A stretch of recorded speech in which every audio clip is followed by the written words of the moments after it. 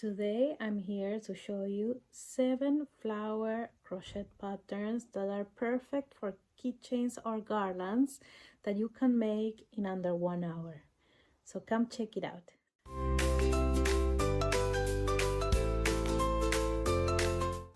Hi there, how are you? I'm Alexandra and this is Alexandra and Crochet. I opened this channel to share with you my crochet journey. I started crocheting in 2018 and since then I have not been able to stop. I'm a stay-at-home mom and I live in Switzerland and I'm starting to build my portfolio to see if I can sell in small local markets. If you are into crochet as much as me, please join me in my journey. Click like on this video and subscribe. That will really help support my channel. All right, let's dive into these patterns. I'm starting to prepare my portfolio for the spring summer little markets that I will be able to go, or maybe to even sell to friends as little gifts, and if not, they will be good also for the Christmas market later this year, because last time in my last Christmas market, flowers, crocheted flowers also sold in the market. So that was a surprise also for me. So I'm starting to prepare this portfolio and trying out patterns and starting to make them, review them, and if I like them, I would probably make more of them in different colors. All of the patterns are going to be linked down below with a mention of the designer here as well. Some of the names I cannot pronounce really, so I prefer to pop them up here so you can take note of them and credit the designer. So let's dive into it. They are not in any certain order, but I will let you know which one is my absolute favorite. All right, this first one is a lily of the valley, I think it's called. I really wanted to do one of these since a long time ago because I saw that they became so popular and I never got around to doing one. So I found this pattern which was really simple and I liked it. They are very cute. These leaves, you can move them up and down to adjust them. It's like more like a bag charm than a keychain, I think. You can also put a ring on top. This was fairly easy to do. The only thing you have to take note is that you need to know how to do bubble stitches, and my hands were hurting a little bit while doing those. So like thinking of doing it again, maybe not tomorrow, maybe in a week or something, but otherwise it's very straightforward and you don't need much yarn. You do have to weave a lot of ends, so be prepared for that. I don't know if there's any other Lily of the Valley patterns that are different to this one, but this one in particular required for me to know how to do the bubble stitch and to weave lots of ends. But the end result, of course, it's quite cute and you can do it pretty quickly. So, next off, you have these beautiful tulips, also like a bag charm or a keychain. This was very mindless to do, very quick to do. The only different thing that I did from the pattern is the way I attached the stem, which was that I left the tulip open before I did the closing part. I went through the magic ring with the stem, with the threads of the stem. I tied it to the leftover thread of the magic ring to really secure it, and then when both stems were attached, I started to fill the tulip with fiber fill and to close the tulip. So that's the only thing I did different, so that you can see the way it's attached is quite seamless. You cannot see like the green thread in between, no? So I thought that was the best way to go. If you're planning to do it, I would really recommend to do that sort of joining in the center of the magic ring. So I think this was what was the first one of the flower keychains I made.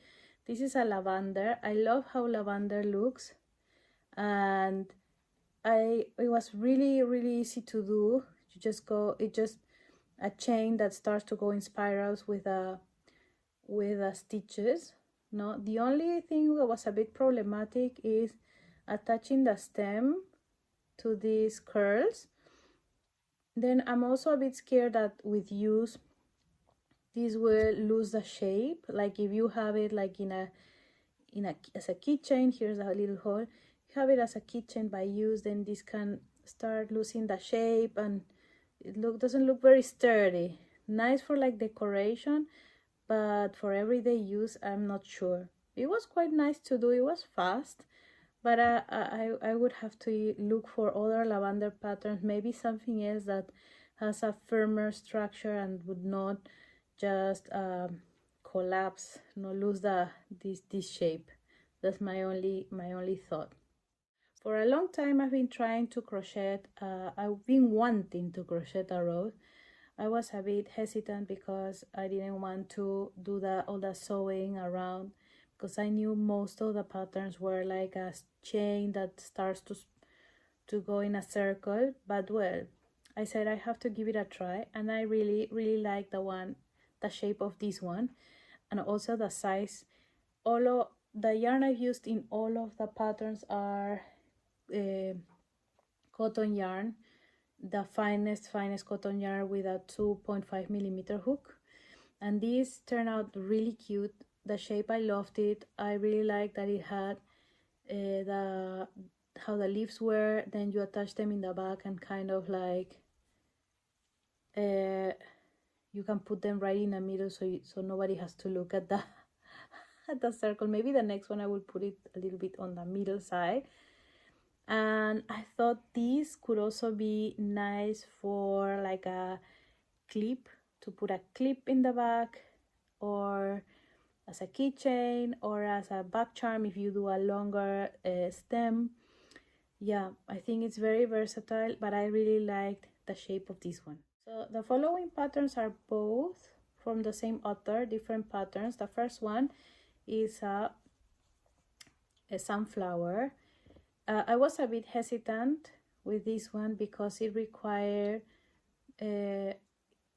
doesn't require a lot of sewing, but it required to do pieces separately and then crocheting them together. And I just wanted something that would go in one go. But I'm so glad I tried this pattern because it was very easy to do. It went faster than I thought, and I liked the shape of the finished item with the method that it was used. I've done another method where you are like just doing everything in one go, and I believe that it turned out really nice. I loved it, and I used the end of the thread here, if you can see the little loop, to do a small loop, and then I will put a key ring here, just so that I don't use the leaves or the flower leaves, the flower petals, I'm sorry, and so that they don't lose the shape. So I made a hidden loop here, and I liked it so much that I made a daisy as well with the same is the same author, the same designer of the pattern, with the same method, different colors, different petals, and I loved it. I can also see this as a hair clip or a keychain or a garland or a clip. I don't know, there's so many possibilities, but I love them. This was really fast and nice to do. So finally, I think I left the one I liked the most for last without meaning to it, but yeah, I did. Is this carnation flower. Look how beautiful it is. They are just simple stitches, but how the designer combined them, it gives this crazy beautiful look. I have to admit that I had this pattern saved in my to watch, it's a video tutorial, to watch list for a very long time, and I was like, I don't know if it will result as nice as the picture, but it does.